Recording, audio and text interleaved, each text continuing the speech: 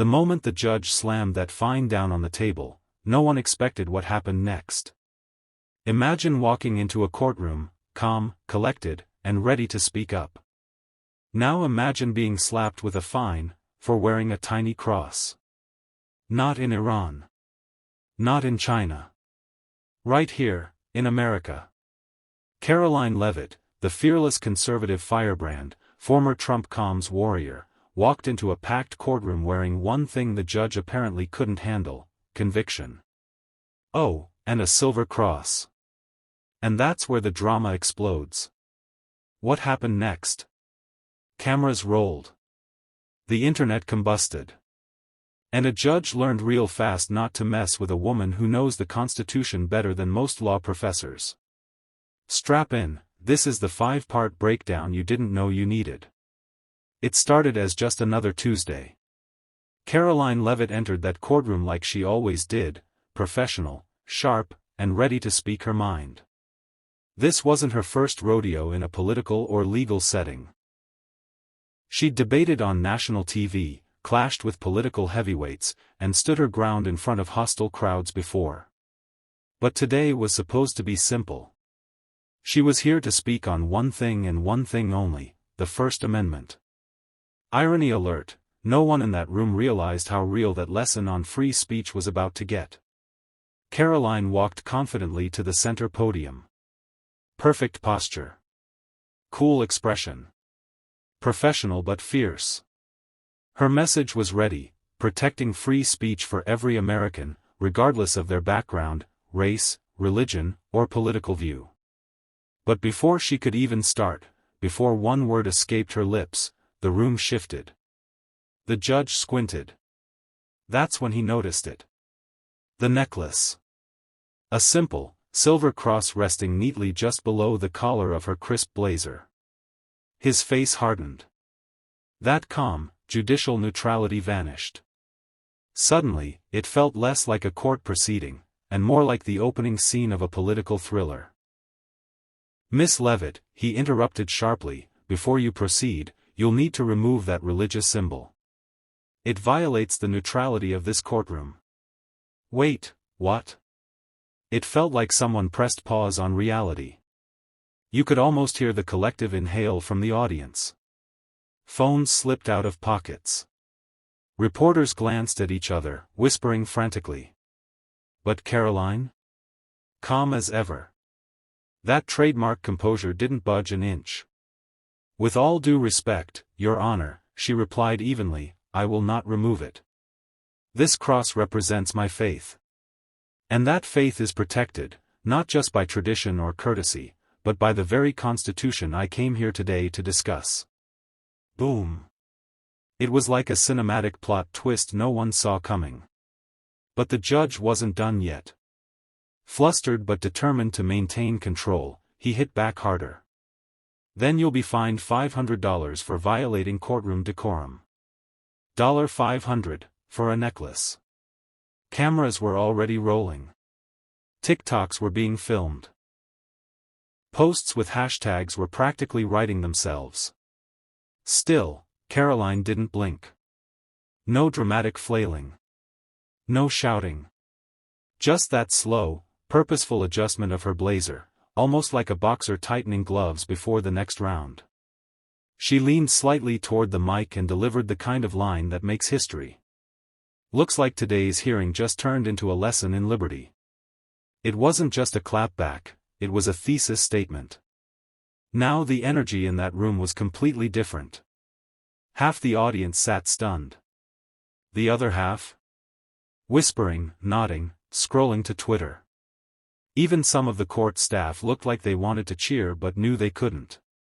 Right there, that one sentence turned an ordinary local court hearing into the opening salvo of a nationwide debate. This wasn't about fashion.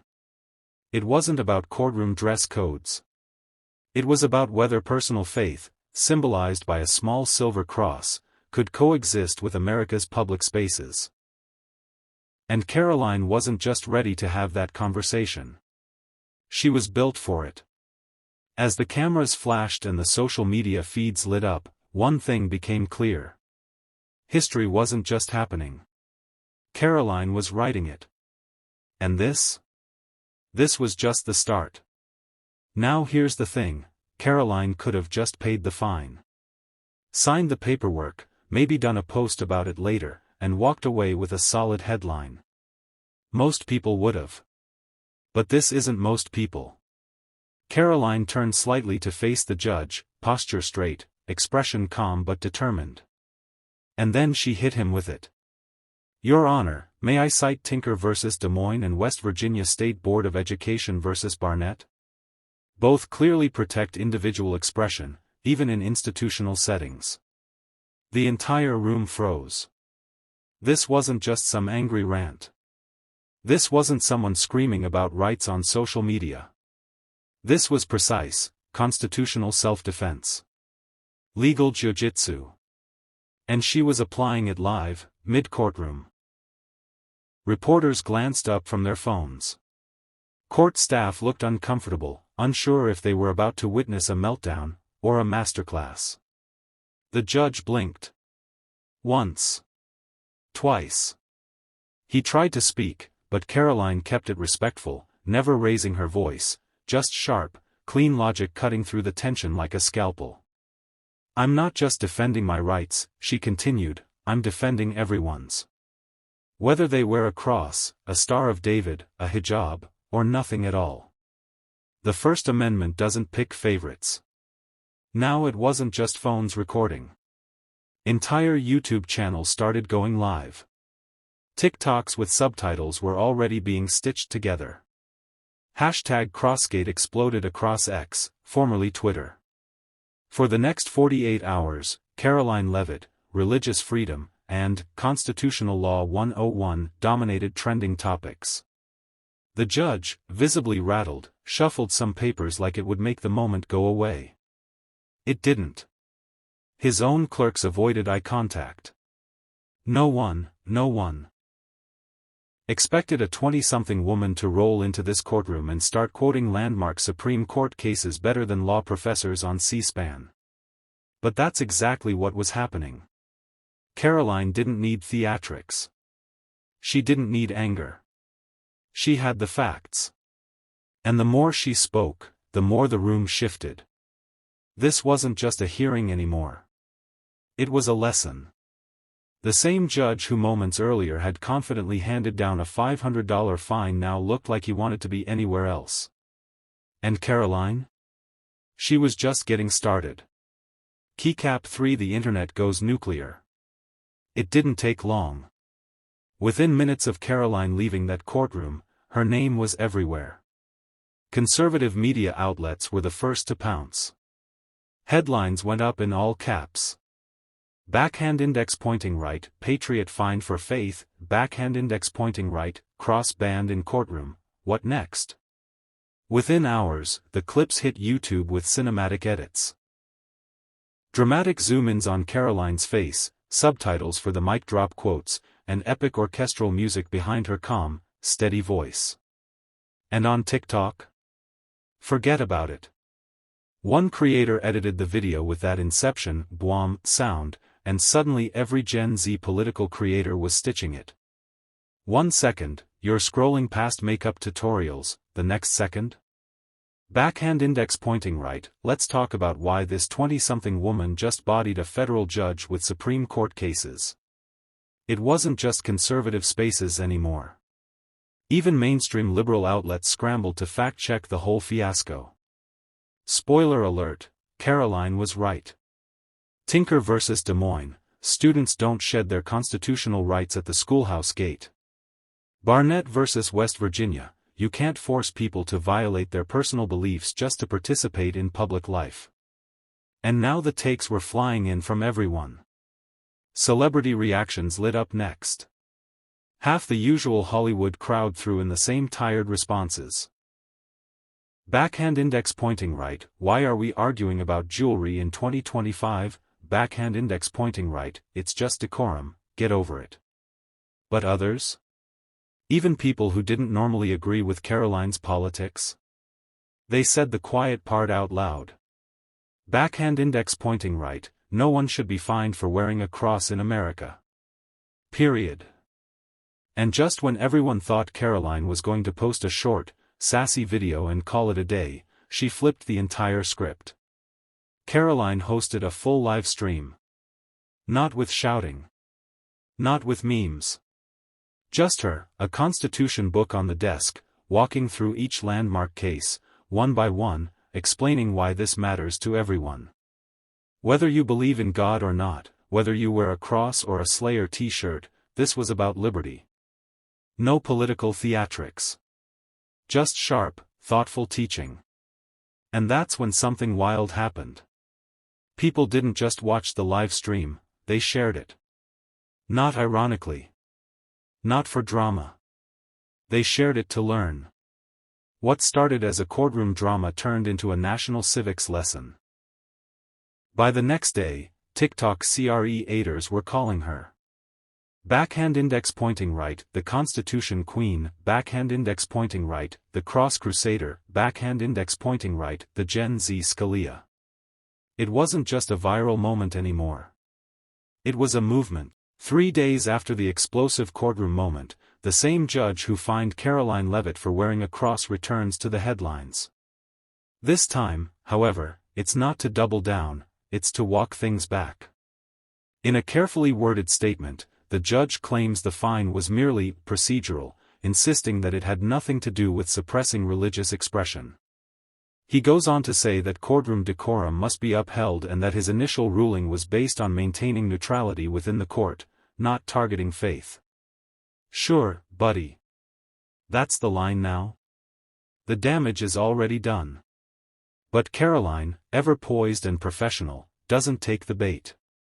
Instead, she responds with a level of class that only adds to her rising reputation. In a brief interview outside the courthouse, she says, "I appreciate the clarification, but the Constitution doesn't need revision, just respect." And just like that, her words explode across social media once again. That single quote becomes the rallying cry of the week. It's printed on t-shirts, made into Twitter banners, and splashed across YouTube thumbnails and Instagram reels. The message is clear: Karoline Leavitt isn't just a capable attorney, she's quickly becoming a cultural symbol for standing firm in the face of censorship. Soon, legal experts from across the spectrum begin to chime in. On conservative platforms like Fox News, Karoline is invited to share her side of the story in a high-profile segment.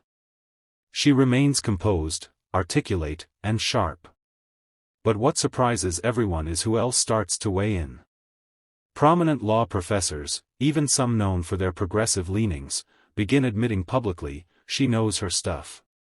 One well-known civil rights attorney even tweets, "We may not agree on everything politically, but this woman argued circles around that judge."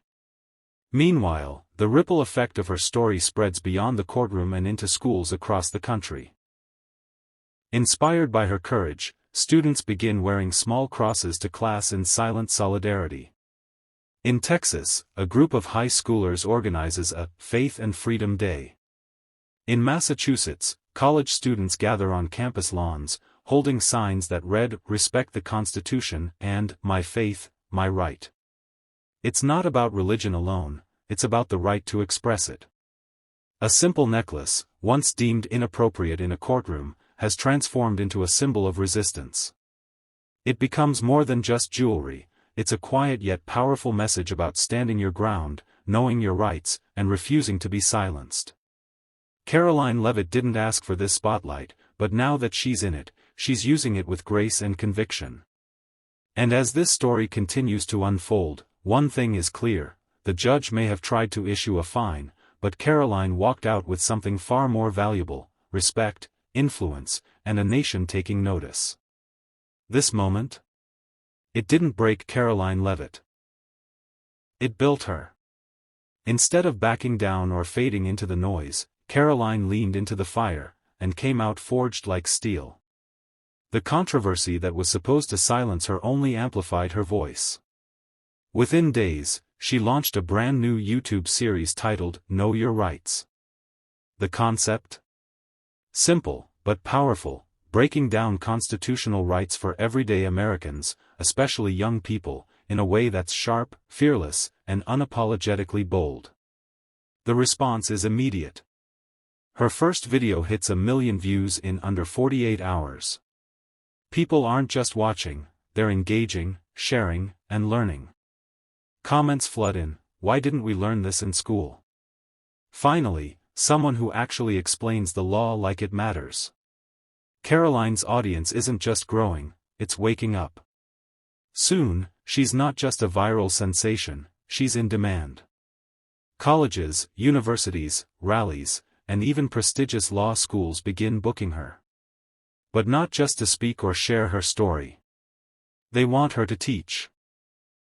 To lead workshops. To break down court cases and constitutional clauses in real time, with the same clarity and confidence she showed in that now famous courtroom standoff. She walks onto these stages with that same cross around her neck, and a pocket copy of the Constitution in hand. It's not just symbolic. It's a statement. Karoline Leavitt is no longer just a political commentator or a legal prodigy. She's becoming something much bigger, a force of both legal and cultural power. And the judge? The one who tried to silence her with a procedural fine over a necklace? Well, he ended up doing the exact opposite of what he intended. He didn't put Karoline in her place, he elevated her to a platform he never saw coming. In trying to make her small, he accidentally made her iconic. His courtroom gavel may have struck the desk, but Karoline's voice struck a chord with a generation. The moment was supposed to be a setback. Instead, it became her launchpad. Karoline now speaks with the confidence of someone who knows what she's defending, and why it matters. In a time where people are quick to compromise or stay silent, she's reminding America that rights don't need permission. They need protection. And here's the moral of the story. Never underestimate a woman with a cross, and a copy of the Constitution. Because in the face of pressure, power, and pushback, Karoline didn't just survive. She rose. And in doing so, she's reminding the country that conviction, courage, and constitutional knowledge are still a powerful combination. If you enjoyed that, smash that like button, share it with your freedom-loving friends, and don't forget to subscribe for more fire breakdowns like this. This isn't just entertainment. It's a movement. See you in the next video, and until then, stay bold, stay smart, and never back down.